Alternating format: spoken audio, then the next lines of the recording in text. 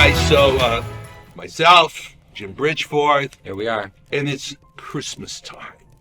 And I got to tell you, normally the idea of Christmas is you give. But we want to talk about, like, what 515 and Italian Gasaluce have given to us and shared with you. It was funny, just a couple days ago, I was in my emails and I saw an email from Jim. It goes all the way back to 2017. And I look at it and he goes, Tom, we now have a company in Italy. It's official. Brought a huge smile to my face. And this was in Via Reggio. Tell us about it, Jim. What did we have at that time? Well, we just had an idea. Say. Okay.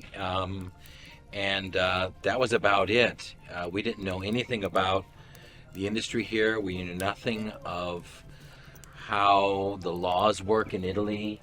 But we knew people. And we knew people had needs. People wanted to do better. And we knew how to do that. We knew how to help people. We still do. And with that, we just began to build off of that. Well, we was in Via Reggio, right? We were over in Via Reggio. In the boatyard. Oh shit. Okay, so that's even earlier. Yeah. So the original idea was to do something a little bit different. So we had a friend who had a shipyard, and he had a magazzino, upstairs.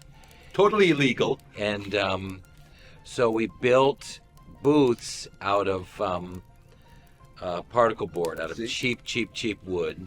Yeah, I think we have some pictures of that. Yeah. Okay. And we just started talking to people in Italia before anything. Just started to see what the market would be like. And that was many years ago. Yeah. Okay. Yeah. 2017. Yeah. And it was like, and he and I started working on this, and we had some guys that, they were networkers. We're trying to put together an outbound call center here, and we had all these networkers in our call center, and they kept going network marketing. And then he had so this is kind of interesting, because as you see at the on the webinar, I watch statistics like a lot, right? And I was just about ready to come to Italy. Jim and Gigi, his wife, were having how many years was that? 25 years. 25 years they're having a anniversary. It's 8 years ago. Uh-huh. Yeah. Yeah. And they had this huge party. A lot of people from around the world came here to Positano. We're down down in Positano, right there in the fucking beautiful place. And I saw just before I came to Italy, the stats went whoop. They jumped up like they were like down here, and all of a sudden they went whoop. I go, what was that? And anyway, the story was somebody went out there and started doing some network marketing and started to get more Italian Gasaluce accounts. And I looked at that and I went, I'll be goddamn, okay? And so they did a sales cycle on me. They had already talked to Jim. They had closed him. And they said, look, man, you got to close Tom on this thing, right? So I got to tell you, at that time, I hated network marketing. And I'll tell you why. It is because they take your money and they give you promises and then they don't deliver something to you. I mean, I felt it was a lot of it, not all of it, not all the companies, but too many of the companies where they called it a business opportunity. You are the opportunity. And I hated that. So I talked about it with Jim. I said, look, if we do this, we will never charge them any money to sign up. We will make them earn money by getting something. You have to do something here in order to get some money. There isn't no, I sign up 10 guys and they each pay $50. No, I get $250. No.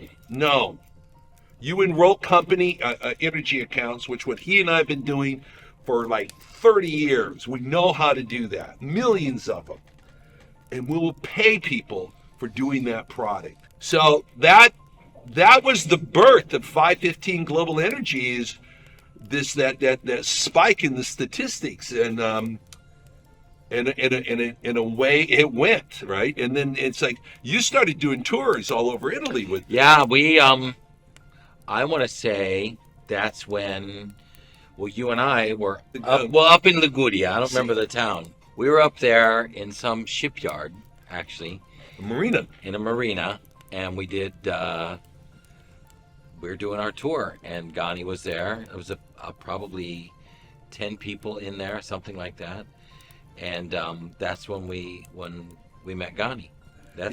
That was right. I remember telling you, like all these young bloods, like there was. Yeah, it was really exciting. Room full of like guys that were, I don't know, maybe 25 years of age. Okay. Yeah. And it was full of like that. Well, you know what? It was a good group, but out of that came our fucking king. You know, this is the guy who started off in a goddamn marina listening to two fucking yahoos here. And I don't know how you're going to translate Yahoo, but that'll be interesting. And he believed. So I think this would be a perfect time to bring. So we're going to bring in the resident king of the network, Mr. Ghani McCall. Boom! Here's Ghani. So Ghani, that was we were just talking about when we met you. How many years ago was that up in Genoa? 7 anni fa. How's that? 7 years ago. This is how long this man has been pushing on the 515 wheel, right? Okay. So what was it like when you met Jim and I in that room at that marina? Tell us about it. Ho visto il sogno che avevano questi due signori, quindi il sogno americano, no? Quello di venire in Italia e dare un'opportunità alle persone normali, come lo ero io, quindi un ragazzo giovane. E quindi mi sono innamorato di questa cosa. So then, like at that time, you were, correct me if I'm wrong, you were working as a bartender? Yeah. Yeah.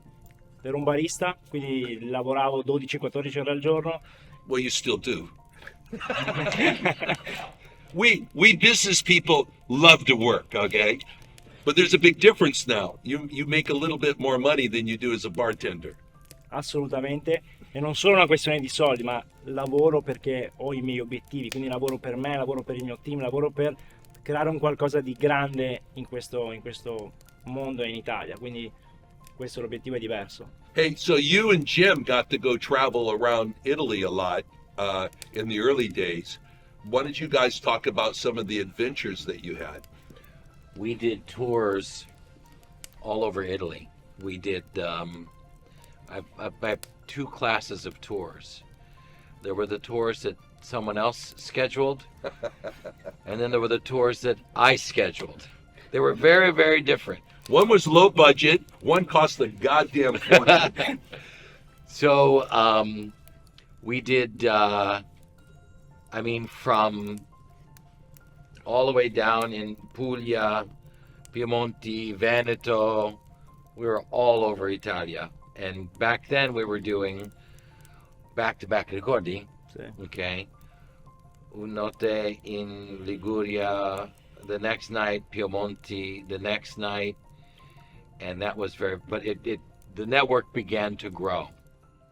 Then we did another kind of tour where we would do one night in, I don't know, like, per esempio, Catania. For me, it had to be and we had to only eat local.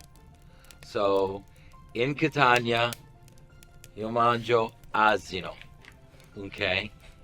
In Sicilia, incredible.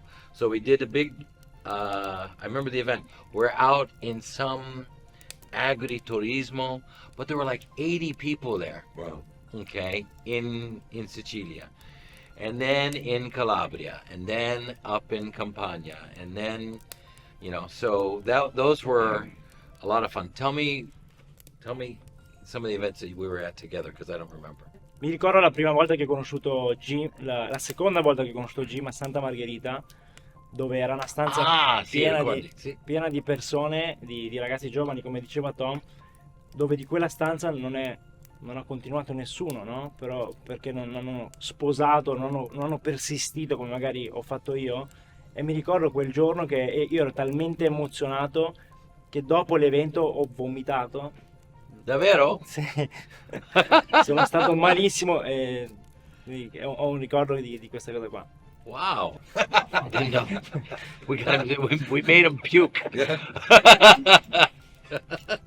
You know, we continue doing 515 with a lot of tours, recruiting people, trying to figure out the best way to do things and what have you. And it was back in 2000 and what would it have been like? When was COVID? In 21 or 20?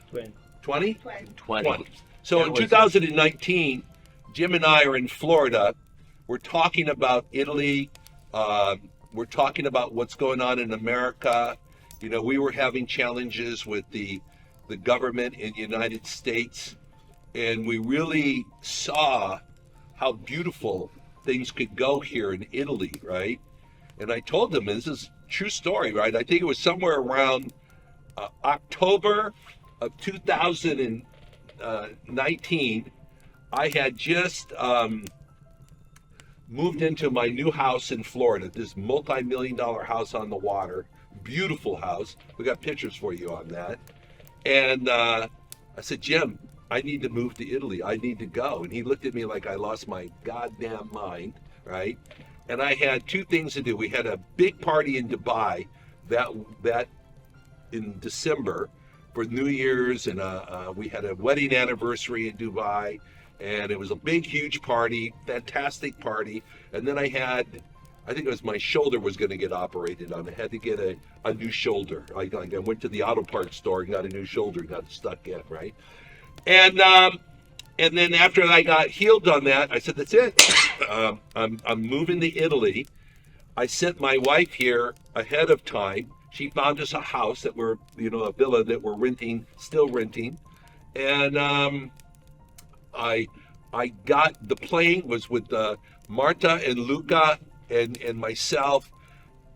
This is like literally like hours before we're starting to leave, this thing called COVID came up. And we're like, what the hell is that? We start looking at the news, and you had this whole map of the world, and you had Italy, and there was all these different colors, and the closer it got to red, it was more dangerous, right?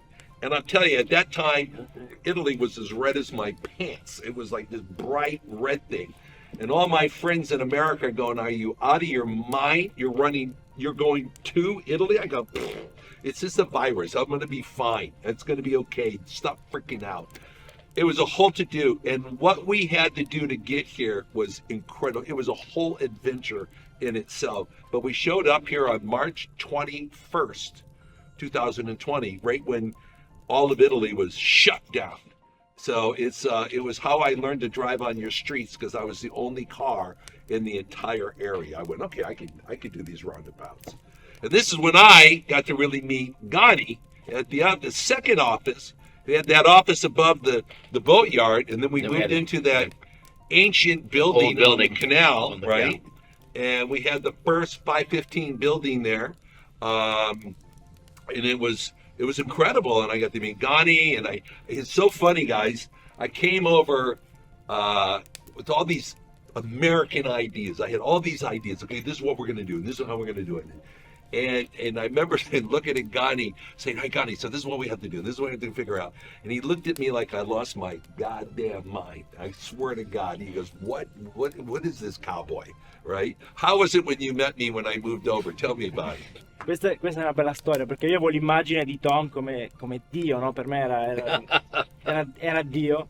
Arriva Tom, You're God. sì, arriva Tom in ufficio il primo giorno, tira fuori una mazzetta di soldi e dice: ok, il prossimo che fa 3 contratti, 5 contratti, non mi ricordo, prende questi soldi.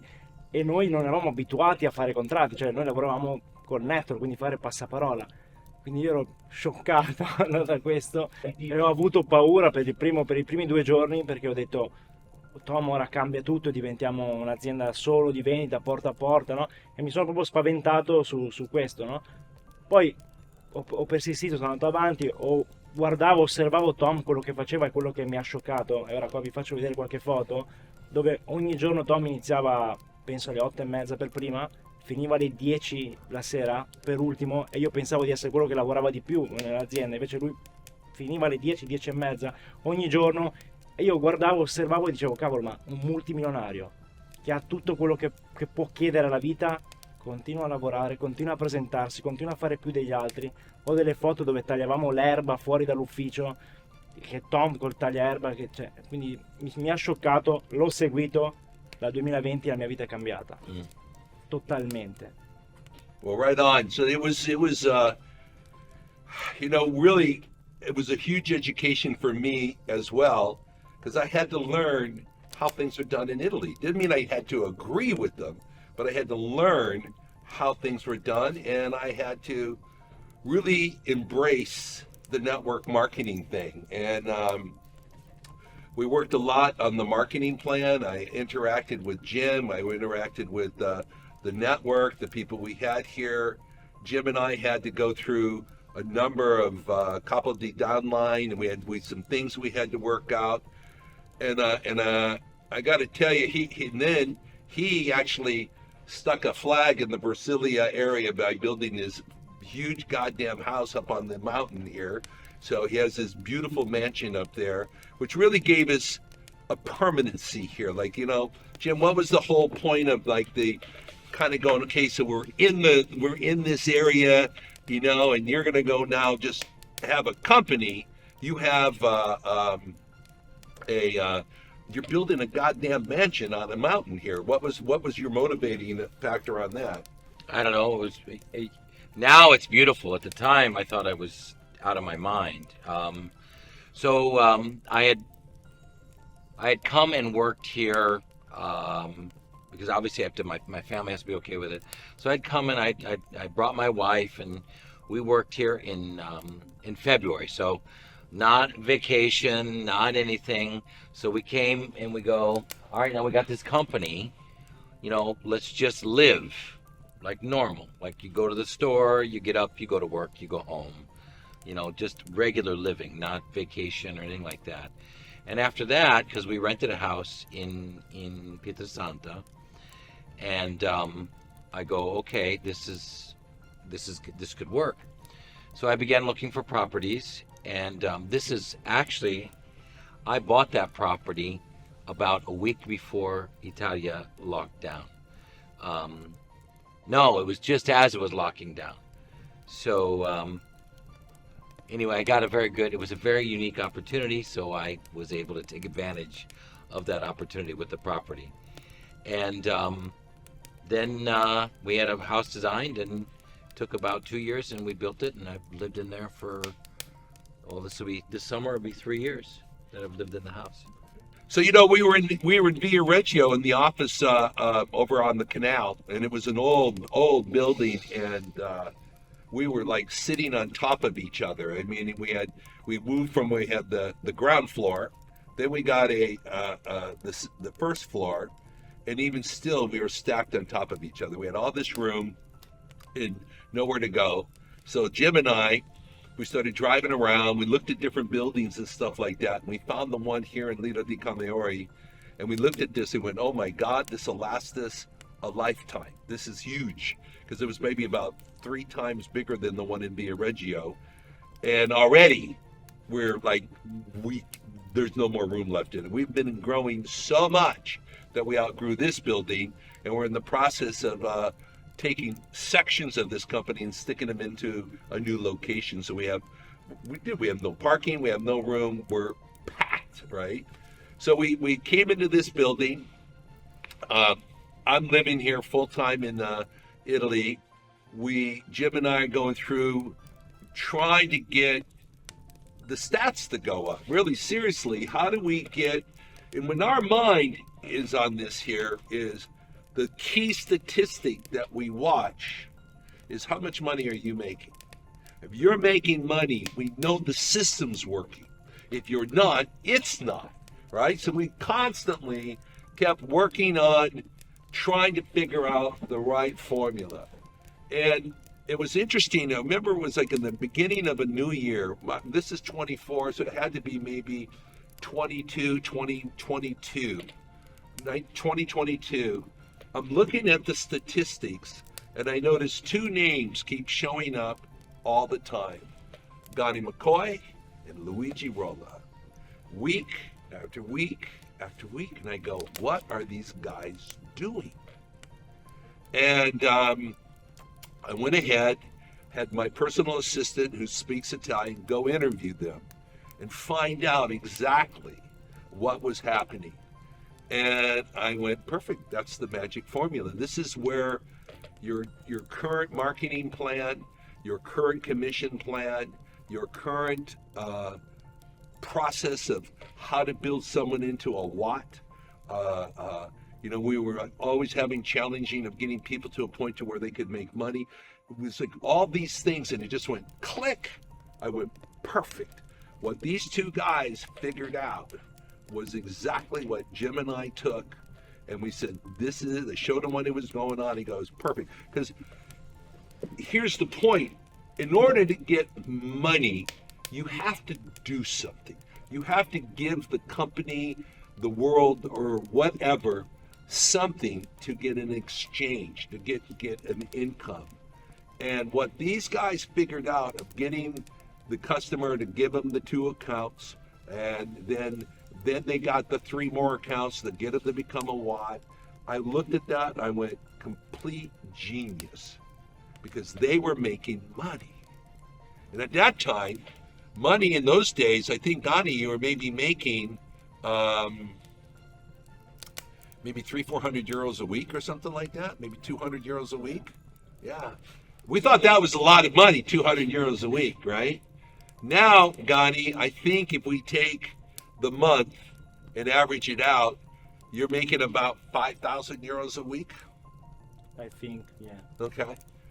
So we went from 200 euros a week to now 5,000 euros a week in a period, quite frankly, in about 3 years, right? Yeah.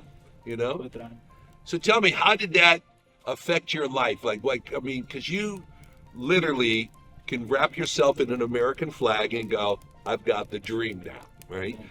Si è divisa in due fasi questo American Dream, no? Questo sogno americano. La prima fase, quando ho iniziato a guadagnare 5-6 mila euro al mese, mi stavo accontentando. Mi dicevo, ma guadagno più soldi di quello che spendo, quindi bello guadagnare 5-6 mila euro al mese, no?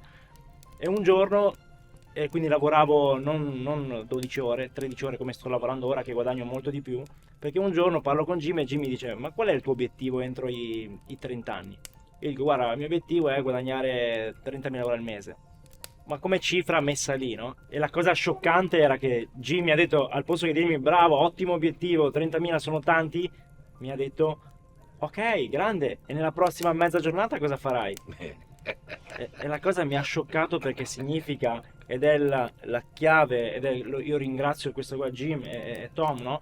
È perché è una questione di punti di vista, quindi la cifra è solo una questione di punti di vista, e quindi significa che alzando il tuo obiettivo, l'ammontare di lavoro o di tempo che dedichi alla cosa aumenta in base a quello, no? Quindi infatti in questo momento della mia vita che sto vivendo il sogno vero americano, io lavoro fino alle 10 di sera quasi ogni giorno, quindi perché i miei obiettivi ora sono molto più grandi grazie al fatto che sto seguendo queste due persone che mi hanno cambiato la vita.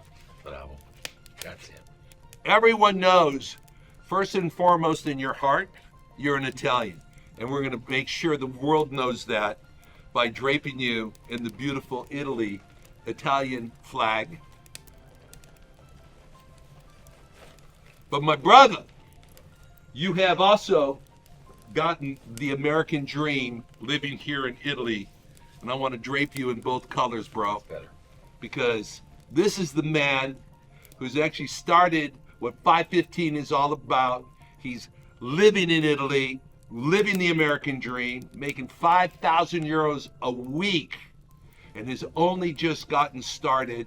He's all in, and I'm telling you something, you watch. By this time next Christmas, Jim and I are going to be paying this guy probably 10 to 15,000 euros a week every week. Hey,